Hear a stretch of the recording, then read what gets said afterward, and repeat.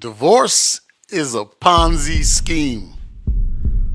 In 2014, did you know the women that made it to the 100 richest list, only 2 made their money with their own skills? The rest, the other 98 women, divorce.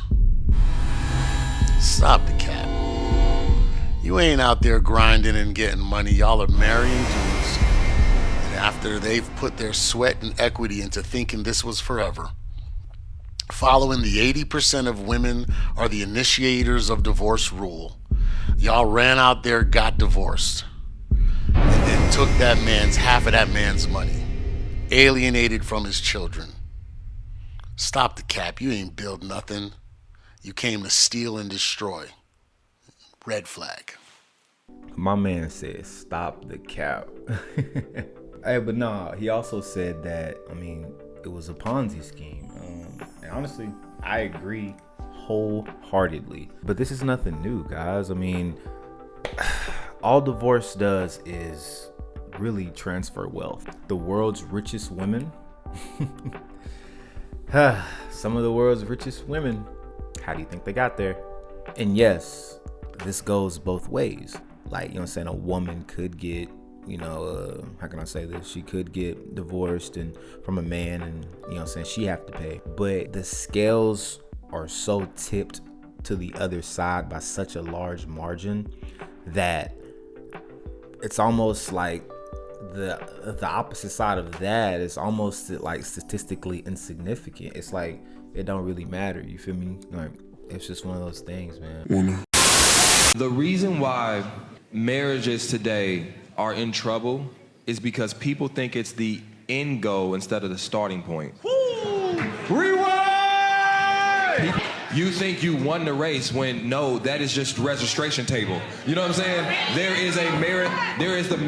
is a marathon to continue.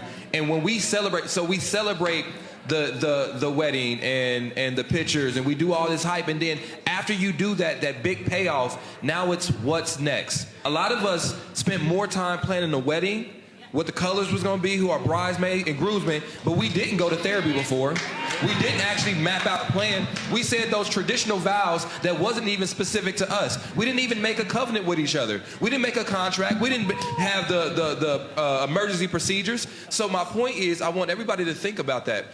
Marriage is not the end goal, it's the starting point. The end goal is not me marrying you. The end goal is me dying married to you. My man is speaking with conviction, man. I love to see it though, man. Like, for real, man. Especially about the end goal. Like, I do want to die married to you. I don't want to, you know what I'm saying? Like, it isn't, like, what he's saying makes perfect sense. Especially when it talks about, like, the end goal about things. You know what I'm saying? Like, I don't know. It's just, you would think, like, that was common knowledge, though. Like, you would think so, but yet, here we are. Most women don't put as much effort into staying married as, getting married. That's a fact. But I can't put it all on women. Men do it too. You know what I'm saying? There's some men that do it too. But who's filing for divorce the most? I'll let you guys Google that one. Stay single, stay happy. This'll make you look at dating differently. The word is not in the Bible. Like that word's not in the Bible. But the concept of what we call dating is honestly practicing divorce. It's like getting with people to then figure out if you kind of want to be with them, and then you get out of it. And then we're taught, like, as young people, like, try it as many times as you want to until you find the one. But what you've done is you've formed unknowingly a habit of getting into things and getting out of them. Oh, wow, I've never heard anyone say that. So what ends up happening is when you get into a marriage and you're like, they're better than everybody else, and oh my God, I love them, and they bought me the right ring, and you go all that other stuff. When it gets tough, you're like, the first reflex I know to do is get out of it. Yeah. And that's why divorce is higher right now than it's ever been. And the saddest part is it's almost the same in the church. It's the divorce. It's because we've used this. Okay. this is quite an interesting take. I can honestly say that. Definitely one that I've never heard, but makes complete and total sense.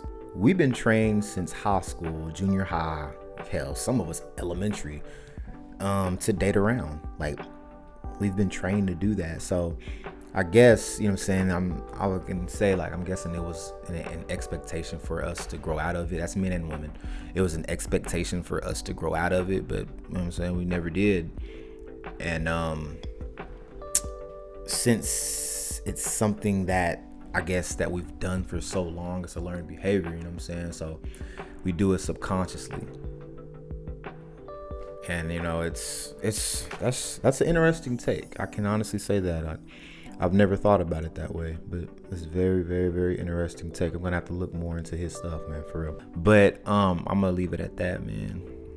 Hey, man, we gonna be cranking these out a lot, man. So praise was Willis. Daddy loves you so much, and stay single, stay happy, guys. Work on yourselves, man. Oh yeah, one more thing. What Brent Fayez say?